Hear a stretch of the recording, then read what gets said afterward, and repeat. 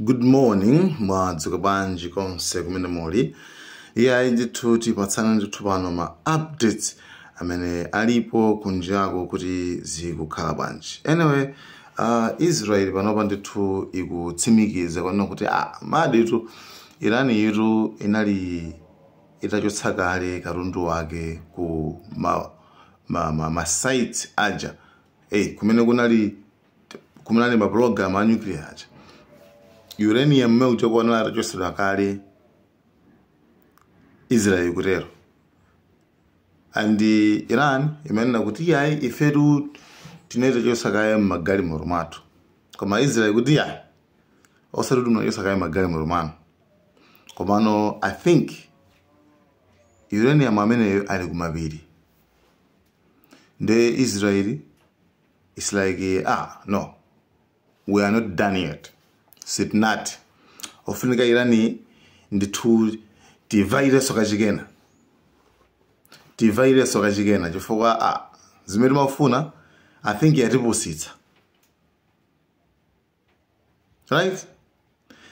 Nde pali mpungu tsopano umene ulipo pakati pa maiko amene wawa Iran komanso Israel komanso USA. Pamene USA pamene Donald Trump kuseliku akulandira ma backlashes mene wakulandira like akumublame kwambiri iwe wapangaji zimene nkhondo imene yasumena kulowerera makuti makuzambiri mbiri zimene zikuchitika ku America.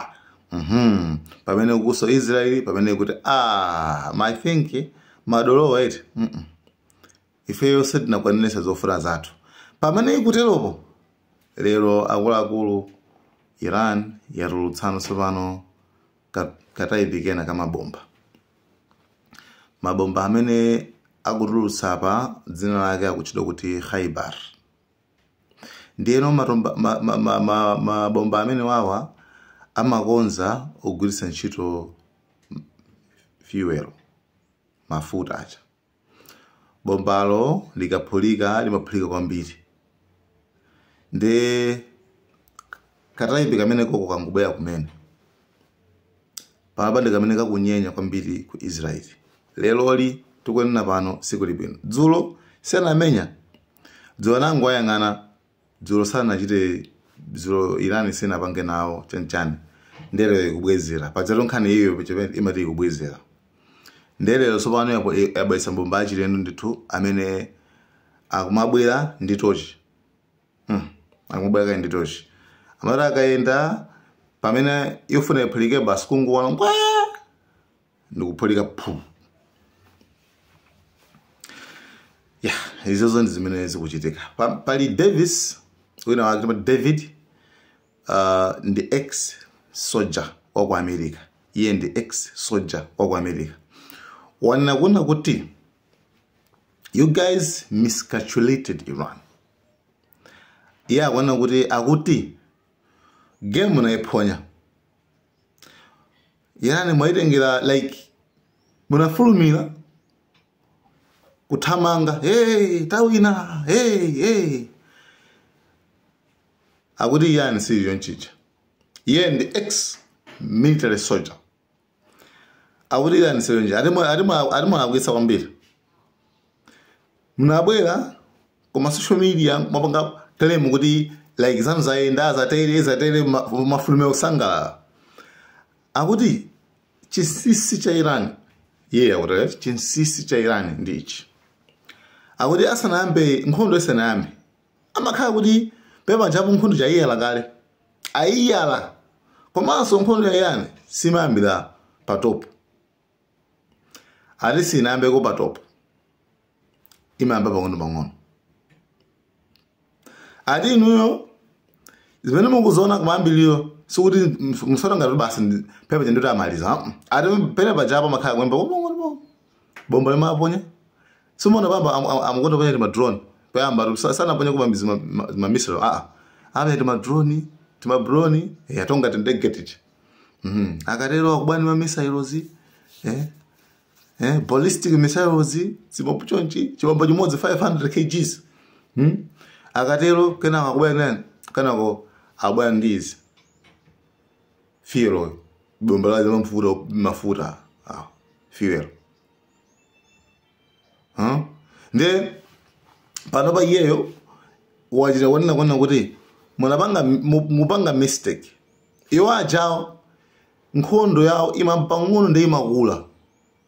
And pamene pamene zimene apanga papa amakhala apanga kale assess china chilichonse akudziwa kale.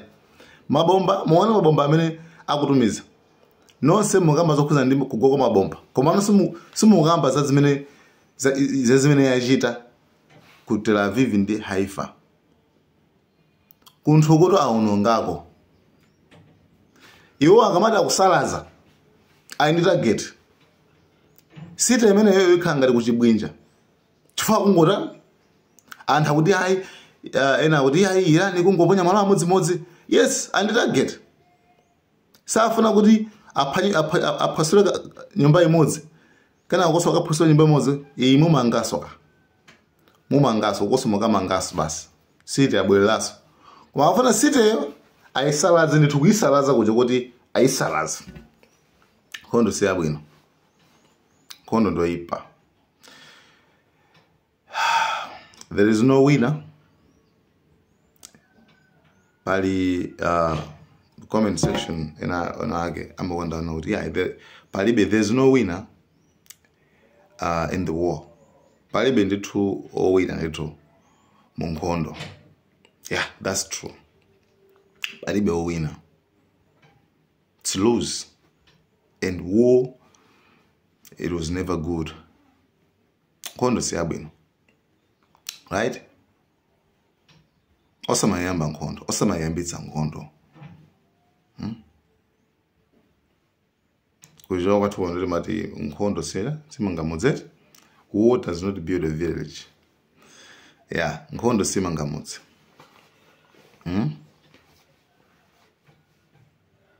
Ndeno, anyway, nde izo zimene kuchita kumene koko. Pamene panali celebration kuti yayi zatere US zatere pano zinthu zili pawesi. Panali mphekesa zokuti Supreme Leader Ayatollah sakuoneka wakhalazi sakuyankhula kuti mwina wamwalira mwina amujotsa moyo. Ayi lero liwayankhula. Kuyankhula kwa lero wanena kuti musadandaule nkhondo ikupitirira komanso mupasidwa chibalo. America lumupweteketsa munthu. America apwetekesa Israel. Right? Pwetekesa Israel. Okay. Tunena kuti ngati America ili superpower. Forso America ili superpower. We should all agree. America is a superpower. Chabwino. Iran is awupanga negotiate in America.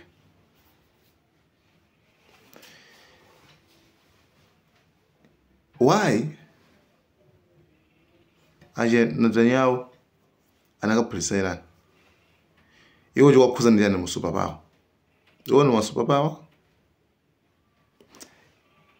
Kadziko kakaji kamene kanamba 1948.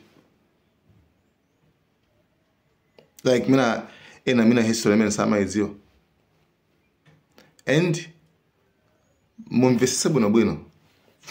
That's why there's this guy, I like this guy, I would do Patrick or something, black Chinese, black teacher. I do black teacher, black Chinese. Out China. That guy, the guy is not even a Muslim. Adama is Muslim. It's a Christian, pure Christian. Komano, I'm follow up with him. Right? I think it's also in Namigas. Leoli, just listen to that guy. I thought it was in history. Nena photo goes up gale, poyambirira. Komano, my comment section sometimes, yeah. Muna actually mugu bagida awawa chanchan mukupakira aluya blah blah blah blah. And that guy the tumafati yosanga zimene zozo tafati tukupatsene anthoti actually moma aonaso moma adziwa ndakulongosola history yake yena ilongosola apo kuti pali kusiyana pakati pa Ayuda ndi ma Zionist, pali kusiyana completely, pali kusiyana, right? The history nayo fotokoza koma adawaso akufotokozaso bwino kwambiri guys. Thank you so much. Tentamvera akulu kuti atipasa zotani. Israel aliyese amene amatsatira kwa history akudziwa kuti Israel inapangidwa create 1948, 1947, 2 years after the end of the Second World War. Newly formed United Nations inapangidwa form after Second World War, and the newly formed United Nations inapanga 40 kupereka mandate yopanga partition Palestine kuti kukhale 2 states, Israel and Palestine. Zinozo zinachitika 1947, 48. Israel inakhazikisidwa. Okay? Ndambe nalesa makambo kuti yoy ma Arab countries anaipanga attack Israel. Anaipanga attack chifukwa jani? Chifukwa jodi Israel itakhazikisidwa choncho. Sana pange konsati manebazi. Ngati mene tilili ifeyo ku Africa ko, maiko athu mene takhalira ndi azungu angobwera ndikuzanena kuti ku South Africa ukukuku kukhala dziko lapadera la anthu onse achizungu okhaokha. Zimene zikuchitika ku Oromo, mwakumbukira Oromia ku South Africa. Mwakumbukira kale ku Oromia ku South Africa azungu enake achoka. Of course ndaku South Africa kumwe kwazungu amenewe achoka ma communities mwawo akagula malo aja ayamba kukhalapo okha sakulola munthu wina aliyense okuda. Enda kumatenga allegiance yawo kupanga pledge allegiance yawo akukhazikisa kandalama kawo. That's what happened. Bola so awo azunguwa chifukwa ndi aku South Africa kumwe kwa kuchokera mu South Africa momwe ku Israel anthu amachokera ku Europe amachokera kumene konse kumene amakhala kumabwera kumatenga malo. Enda akatenga malo aja kumathamangisa ma Palestinians kumanena kuti awa ndi malo athu.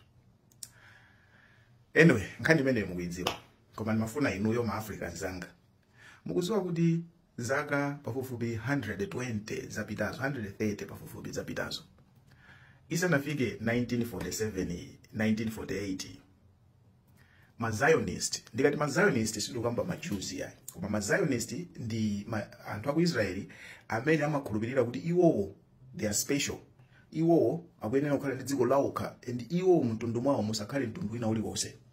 Mino ndi amene amachedwa ma Zionist. Anakhala akusaka malo kwa nthawi yaitali. And this is where it's interesting. It's very interesting. Akusaka malo, Africa hii ali colonized. Britain ikupanga rule Kenya. Anapanga suggest malo kufupi ndi ku Kisumu ku Kenya. Kuti malo amene wawa anaona kuti ali ndi climate yabwino, ndu abwino kukhala azungu, they are very suitable for azungu. Anapanga propose kwa ma Zionist kuti abatse malo amenewa adzapange dziko lawo la Israeli mu Africa. Mazozo anapanga zimene zozo. Nthawi imeneyo Kenya ili manja mwa ma colonialists, meaning kuti panalibe vuto. Boma la Kenya nthawi imeneyo lili la Britain. Amabatsa nditu akanangovomereza ma Zionist ndi bwezi Israeli walero ali ku Africa.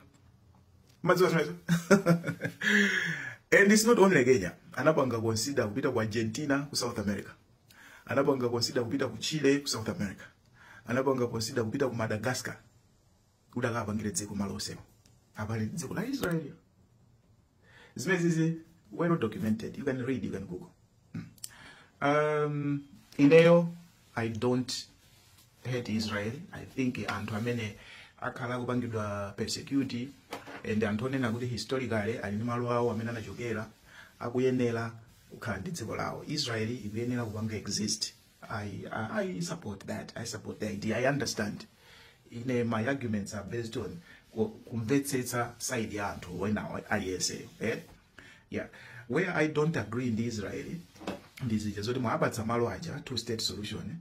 Malo moti akhale side by side ndi ma Palestina aja akufuna kuwapanga wipe out ma Palestina aja, wachotsa kuwapanga wipe out. That is genocide, and that is you can see it happening. We cannot play but we are blind, we don't see that. Okay, why can they live happily in peace? Wapatsa equal rights mangani ma-settlements anu amene kumangawo talulani ma-Palestina azikhala mmenemo apatse na ID nawonso akhale nzika za Israeli. Chabwino amene sakufuna kukhala nawo mdziko mwanu mukhala nawo nzika zanuzo chabwino mutha kwadani kunena kuti amene chokani apangene expel.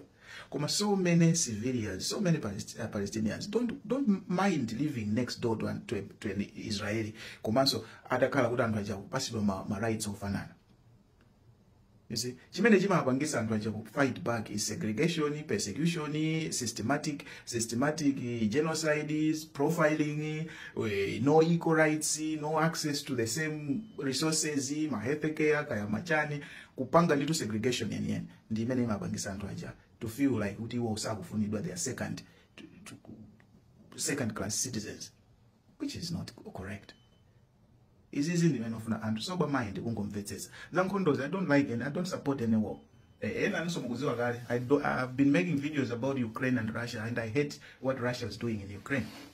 And I'm consistent. That's why I hate what Israel and America are doing to Iran. I'm consistent. See, in the one day you just hate America. No. If it comes to Ukraine and Russia, I support America supporting Zelensky and Ukraine. Because Russia is the aggressor, is the invader. So if you come to Iran and Israel, I support Iran and the right to defend itself because Israel is the aggressor. As simple as that. Don't try ya baba zikuti komera ukuti ma support Russia ukuti kusupport Iran. Musa kwa banji Iran ukuma support Russia. Russia ikubanga zo mu Israel na banga. Ambili no amene muli confused mu banga zinezo. If we try to be rational,